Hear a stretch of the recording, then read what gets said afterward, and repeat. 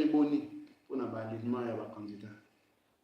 Bon, vous avez un parti ça pour bon maman, vous allez préparer le candidat pour le député, pour la présidence pour le maître, pour le wana moyen pour le bayango pour la simple raison qu'il faut que Congrès et Vanda va désigner ceux qui vont avoir un candidat président de la République ou pas.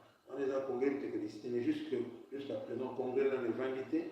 Donc, on suppose que la candidature présidentielle, ils en ont dans l'ordre de jour. Moi, je m'attends de Mikolo Sakana qui s'en a eu ma casse, il faut la sous. Mais qui s'en a déjà quand on a vu ce Sakana dans ma casse. Mais non, tout ça pour ton Makuna. La fondation, par exemple, la base à ma casse Kuna. Donc, fondation, pour ça, la œuvre Kuna, église, et là pour construire, citer mon Kuna et moi, au moins qu'il peut aller pour qu'il Merci beaucoup, vraiment.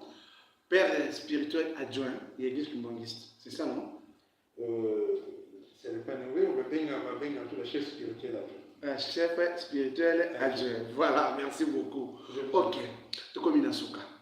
Tous nos questions vont donner la question de curiosité. Le moment où on joue le rôle, il y a invité, il y a journaliste. Et là,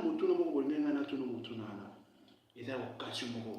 Mais toujours presque 30 minutes, si je ne me trompe pas. Mais mon tournana, n'a très que tournant. Me poser question et répondre. C'est notre rubrique. Ah, rubrique, donc, mon tournant, n'a très que tournant, mon tournant, n'a tournant. La question pour l'année 18 ans et pourquoi les nations congolaises reconnaître le salaire précisément qui va pour cette nation. Répondre au mot. Et comme là, les Camerounais attendent. Et bâtiment sur la décade qui nous donne peut-être moi, il y a eu Totali, président Yaliboso, président Kassavoko, il y a reconnu à ça qui, tant que qui est orientation. Apona eloko apona ki mabelo ya biso on est apona richesse apona ni apona ki mabelo na so ya mona territoire na biso ya libo président mibale asalini na mabele wana oyo ya papa Simon Kimbangu président Mobutu azwi grand cordon apesi papa Simon Kimbangu on a reconnaissance donc bapesaki yango apesi cordon papa Simon Kimbangu azalaki so physiquement te apesi yango à titre honorifique Nenga Salaki. De l'équipe étape, aucune étape il y a Kabila, tout le monde qui est président Kabila, à refaire jugement, il n'y a pas si long qu'il parle, on a pas quitté, on a dit que les Belges va juger qui est injustement, va réouvrir le procès, va juger puis va quitter, le monde va charger de l'autre, va quitter la prison. Donc, Kabila a mis ça qui est de prison.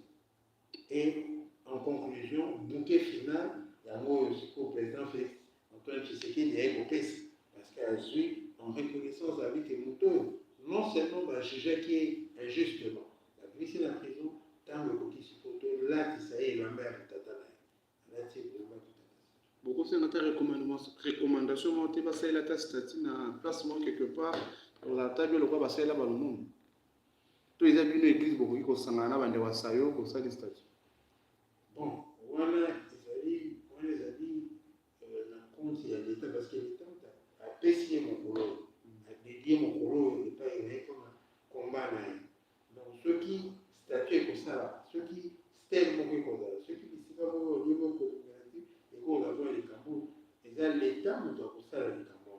Sur la tous les choses qui candidatent au Congo pèse. On les a dit à la. Mais n'a pas posé la même comment qui ont quelque peut-être l'État au niveau Congo ça non.